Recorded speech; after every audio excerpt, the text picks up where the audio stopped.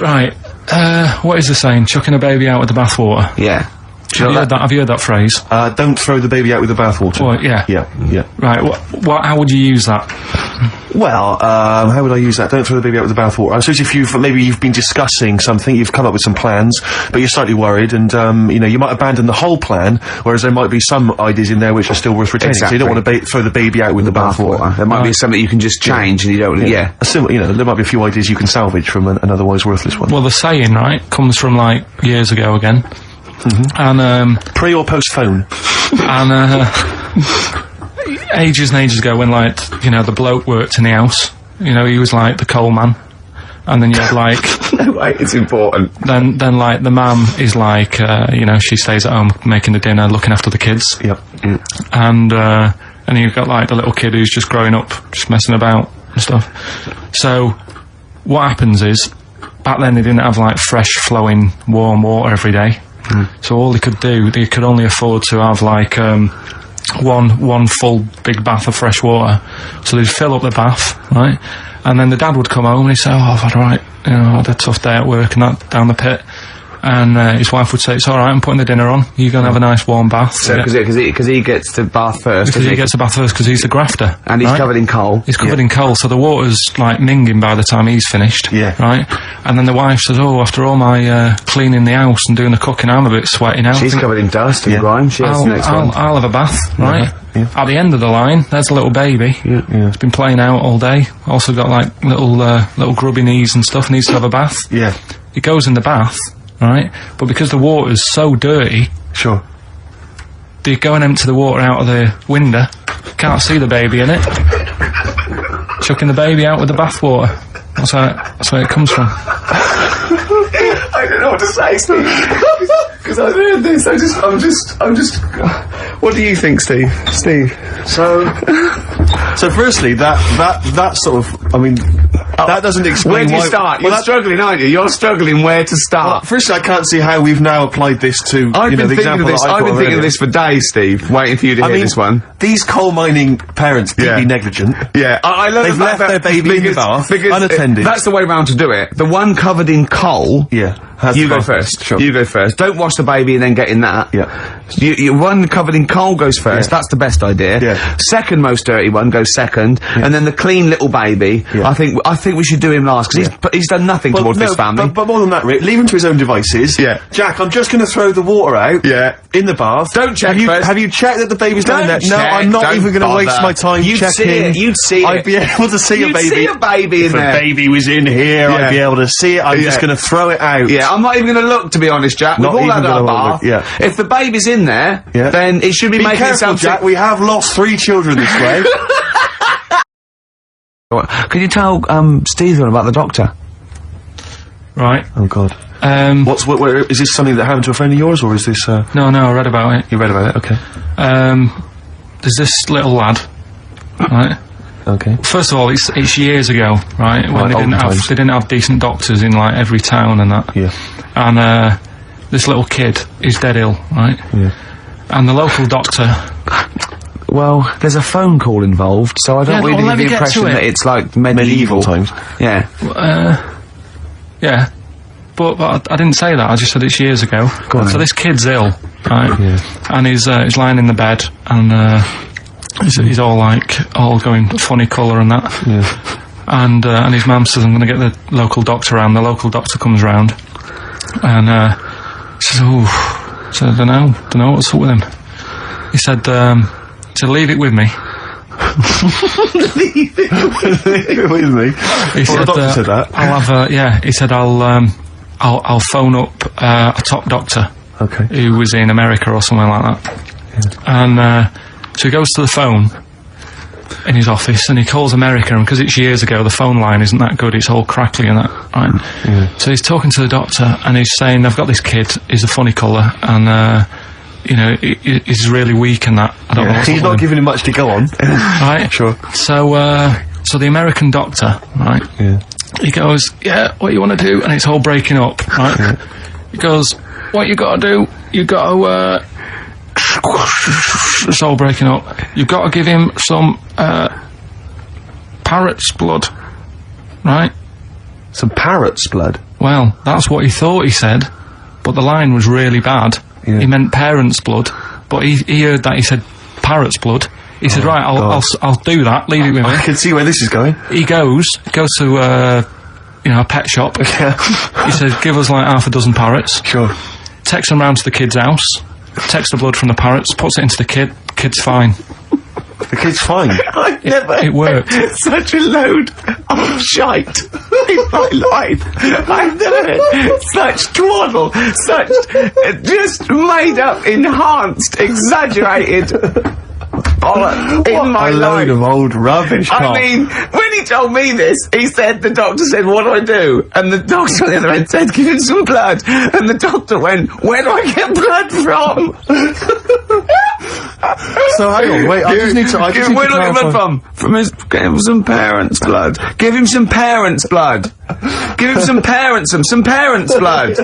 Yeah. Yeah. This doctor, I mean, we should find out who he is, really, and if he's still practicing, because it worries me a little bit that he did that. Also, I mean, he thinks he's got away with it, but how could he be sure those parrots wouldn't talk? True.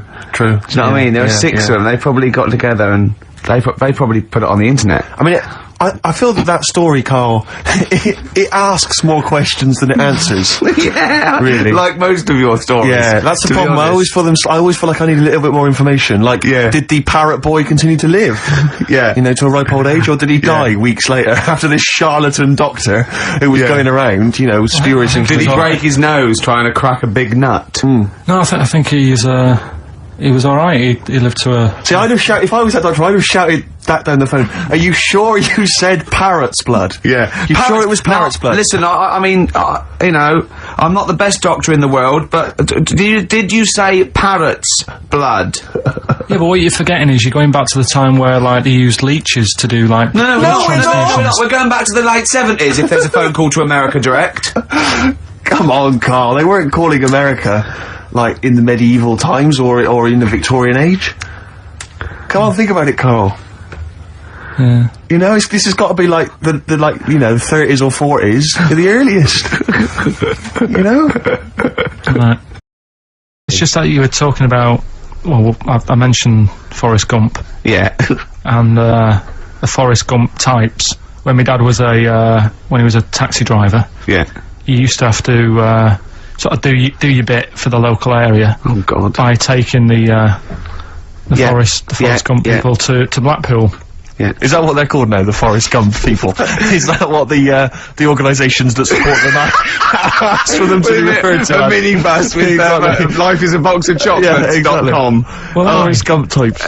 It must be, so you work with these people? It was, yeah. The people with learning difficulties. And they used to get 5. Coming home must have been a busman's holiday.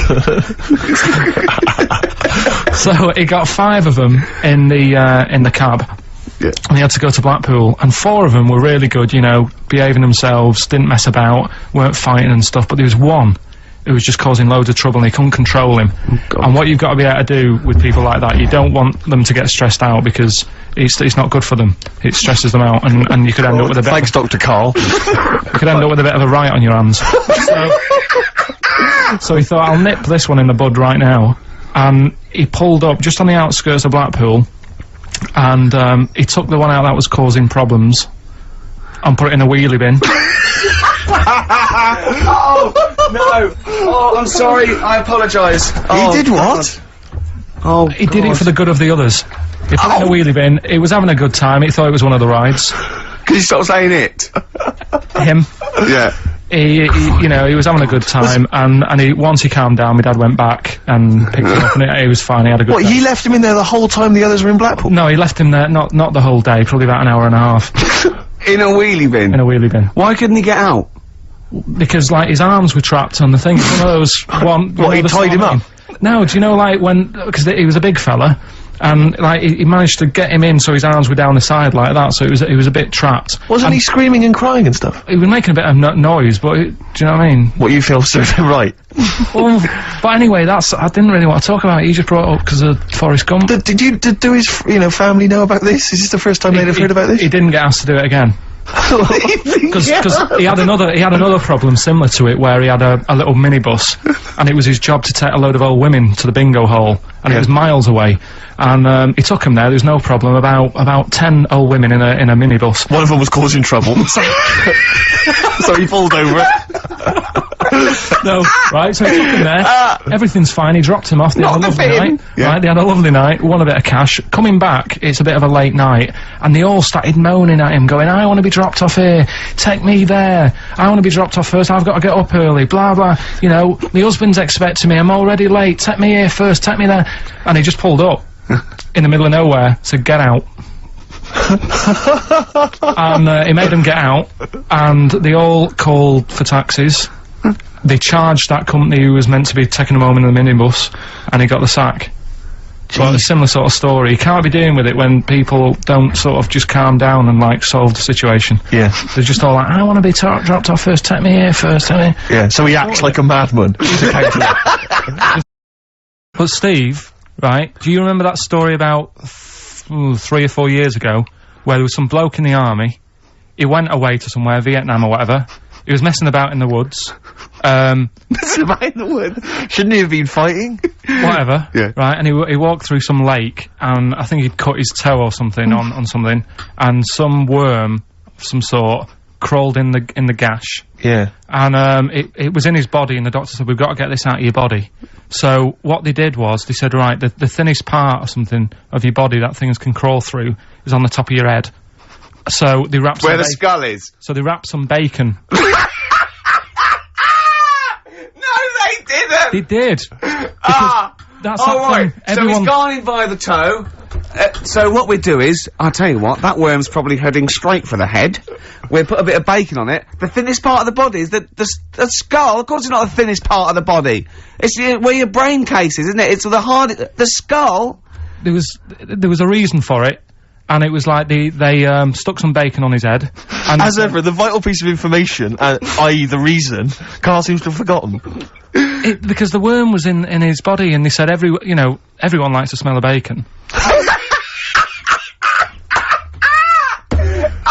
Including worms. Even a Vietnamese lake worm. They love bacon. Remember last week when I said about the little fella with the bone with no brain, and you were proved wrong? No. Please. No. We were saying it wasn't a little fella. We were saying it was a stillborn child. It wasn't a little fella. You're changing it now. You weren't having any of it last week. Right, hang on a minute. I'm getting confused. There was a Vietnamese... There was a Vietnamese snake that went inside of a soldier. A little, like, maggot or some sort that you have to get out of your body because it causes problems. Yes, and so in order to get it out of the body, they strapped bacon to his head. Yeah. That is great. This doctor... And did that work? I think so. They had a picture of him smiling. Oh, God, what, the worm or the bloke? The bloke. Oh, dear. Honestly, I hope someone knows the story. Right. It was about 3 years ago, I reckon. Okay. And, yeah, it did work. GI bacon. So this is why the worm burrowed out of his head to get the bacon? Get to the bacon. Right. Right, well this one, it's, I'm not going to take the credit here. I heard Christian talking about this on breakfast, right, because it's a good story that happened. Basically, I don't know if I told you about it last week when we were having our spaghetti, but, I think you did. Right, I know what it is. I know what this is. Okay, I've not heard this. Right, there's a little midget. Right, there's a circus. I'm loving it already. Circus going on somewhere. I think it was in America. Yeah. And, is that present day or old times? I'm talking, like, in the last 3 weeks. Okay. Right? Little midget, circus, really packed out show, people are loving it. Right, Steve, you'll ask the same question I did, I know. So there's a little midget jumping up and down on a trampoline. What sort of circus is this? Right? I'd pay good money to see it. So, everyone's clapping, and he's getting carried away.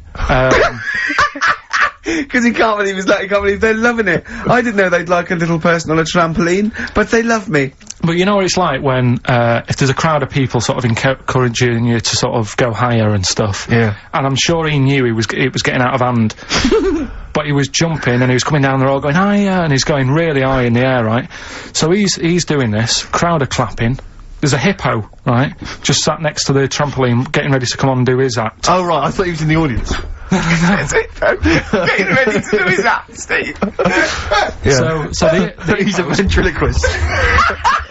What do you mean he's sitting by the trampoline waiting to do his act? Because it's Why does he sit in the dressing room and they go, 5 minutes, Mr. Mus, 5 minutes, Mr. Mus. so anyway, right? So the hippo's there.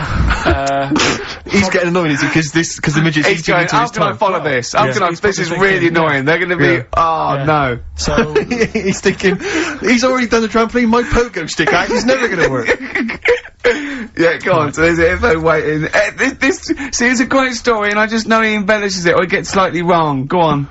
so So there's a midget jumping up and down, the hippo's getting annoyed, he The wants crowd are going The mad. crowd The are going midget's mental. loving it. Can't believe his luck. Although you think he probably knows he's dicing with danger. Yeah. So next thing you know, they're all saying higher. He gives it one big, like, heavy sort of landing on the trampoline, goes really high, but goes off at a funny angle. Oh, Hypotenuse.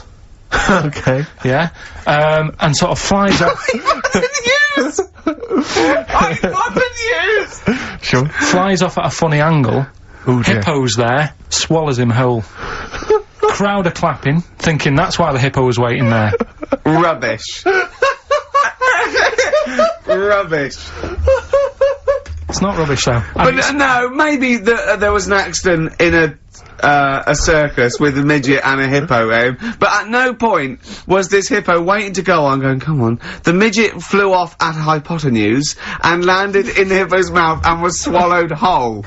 This is what you embellish it. That is great. And what's I that? have to say though, Rick, when I heard midget, trampoline, hippopotamus, I was thinking accident waiting to happen. Yeah. So, Yeah. maybe, I mean... It is that you should never put those three together. Never. It's a recipe for disaster. It's Everyone textbook. knows that. Midget, trampoline, hippopotamus. Are you mental? You're asking for trouble. Well, You know, when he told me it, he said, and the midget, he didn't mention the hippopotamus, and he said the midget went on, and soon he fell off, and the hippo ate him. And I said, sorry, what was the hippo doing there? He went, it's a circus. I've never heard of a circus having a hippo. What do hippos do? What can they do? You can't train them, can you? What do you... Aren't they, like, very deadly? They're huge, aren't they? You can't have a hippo in a circus. yeah, sure.